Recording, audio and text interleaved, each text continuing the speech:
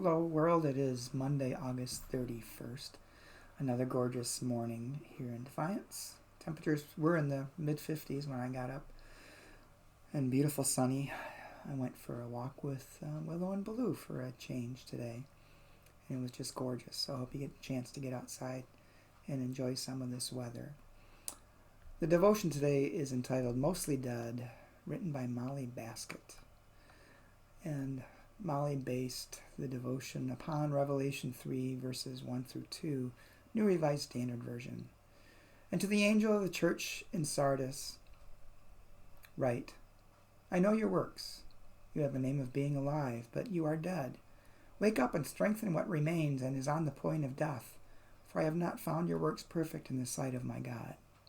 And Molly writes, some of our churches, as Revelation puts it, have a name of being alive, but they are dead. Or rather, in the words of Miracle Max from The Princess Bride, they are only mostly dead. Mostly dead is slightly alive. Coronavirus and the adaptive challenges it poses, how to virtual church and Sunday school, how to automate giving, how to make a skinnier staff, is make or break time for a lot of communities. Here at month 6 of a pandemic that could wear on for years, some of our churches may be looking to the future and not seeing one at all. They just can't make the changes needed to survive. They don't have the know-how or the money or the will. Some of our churches are dying despite having done everything right.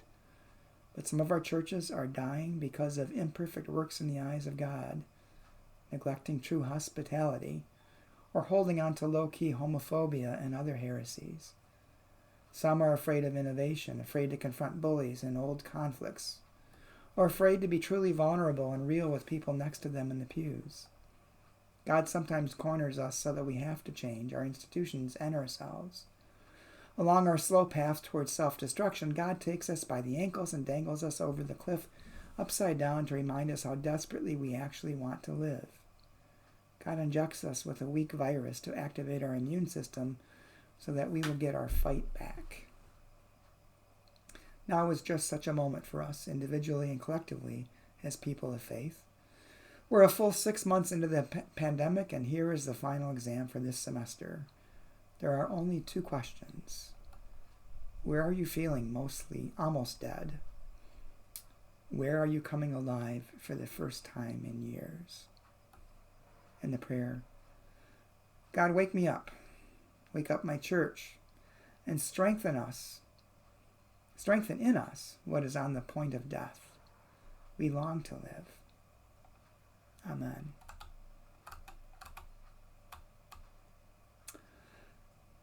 Well, just as a kind of a funny aside, it made me think of Monty Python's, one of Monty Python's movies in which the plague is devastating people. And there's a guy walking around with a wagon, and he's taking the dead bodies, and he's saying, bring out your dead. And this guy comes out carrying somebody, and the guy pops his head up, and he says, I'm not dead yet. He says, yes, you are. He says, no, I'm not. And they argue back and forth for a while. But this is a very serious devotion, too, something for us to think about. Who are we as a church? What is important in our life together as a church? Why do we exist? What does God want us to do in the world? These are the kinds of things that we need to be answering.